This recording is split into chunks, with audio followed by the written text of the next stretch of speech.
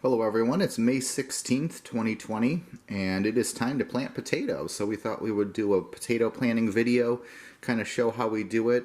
As always with this stuff, and when you think of gardening, it's like cooking and many other things. There are a lot of ways you can do things. All of them could be equally valid, some may be more effective than others. We just show the way we do it. We've had pretty good success, and so the idea is this is pretty easy. Any beginner gardener can do this, and if you follow this particular procedure, you should have some very good luck. To sprout the potatoes, we use this little rack. It comes in handy. Basically, you just want to put them anywhere where they'll get sunlight. So these guys get plenty of sun on this rack, and as you can see, they're starting to sprout. And so the first step before you get planting, it's always a good idea to cut your potatoes into chunks. And so basically, the reason you're doing that is you can kind of see on these potatoes here how you have a bud, and then on the other piece of the potato you have another bud. You could plant the whole potato. If you think about it, that's how nature does it, right? And nature will create a potato. This potato would send off a plant this way and this way. Each of those plants would create more potatoes, and each of those plants would create more potatoes, and that's how they spread. But what we're doing is we're basically trying to take this one potato, break it in half, and get double the mileage out of it. And so we'll get two plants instead of one plant. Varieties that we have, this red one here is called Adirondack Red. It's a really pretty potato. It's delicious too, and it keeps its color when it cooks, which is unusual. You know, some things lose their color when you cook them. This is a russet potato next to it. And we have russet potatoes here. I always like to put a little, as you can see with Sharpie, put a little letter on them that helps me identify what is what. I mean, as you can see, they're kind of easy to tell apart just from the color, but that does help. And totally non-toxic, that marker, so it's not going to hurt anything to have it in the ground. You're not eating the seed potato anyway, so these are just going to make a plant, and when you harvest in the fall, you'll see these will be kind of shriveled up and kind of rotten anyway at that point. So you would never be eating these particular potatoes that you plant. You'll be eating what they produce in terms of their own potatoes. Then we have Yukon Gold, which always does really well for us. We've got a tray of Kennebec, which is a russet-like potato, really high yielding too. Well, this one always gives us the most, or almost always. So we're growing some extra this year.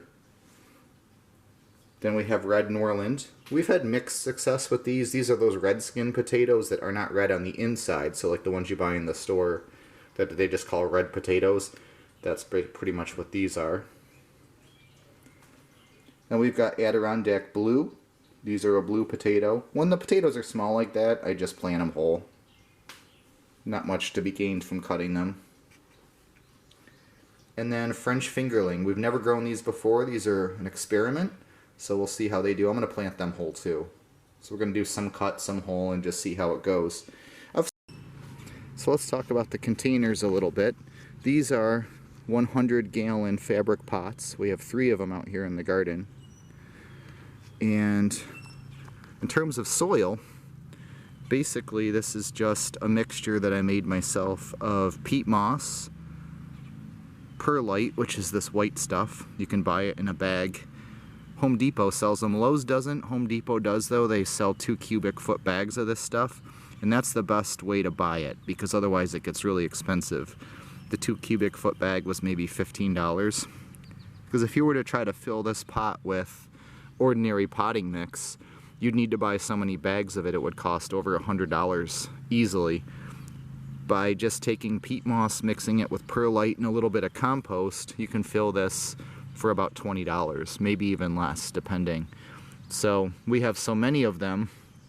You know, when we first got them, it was kind of a process to fill them. But the cool thing is, once they're filled, you reuse the dirt every year. Just kind of recharge it, add a little bit more compost to it, add a little bit more perlite if need be, if it's compacting down, but just kind of refresh it a little bit, fluff it up, and it's good to go. No particular reason to get rid of it or throw it away or anything.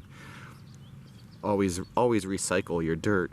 As you can see, it's fluffy, beautiful. I've already added the fertilizer in here, and so we're going to get planting the potatoes. But we're going to use these. We're also going to use some of these 30-gallon grow bags over here.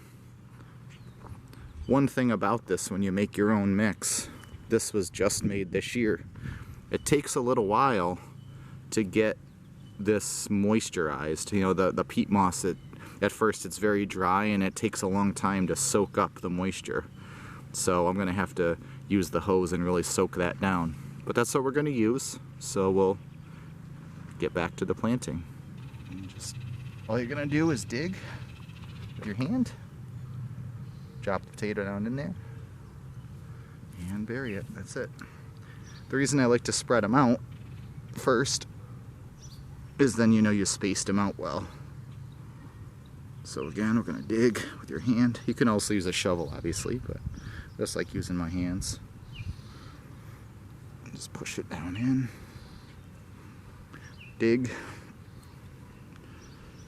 Kind of make sure the little growth nodules are pointing up. They'll still find the way up anyway, but it just makes it a little bit easier for them. Down in. Same here. Just gonna dig. Drop it down in. Bury it. You know, we have in the past buried them shallow and then just added dirt, added dirt, added dirt. And we've tried it this way, and I found it really doesn't make any difference either way. So this just does it in one step. Plant them down. Stick it down.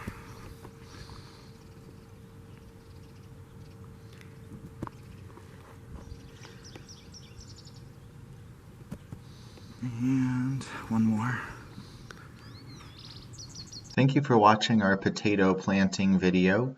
If you're interested in seeing more adventures from our garden, please subscribe for more videos, and always feel free to leave a comment or question below. Happy gardening!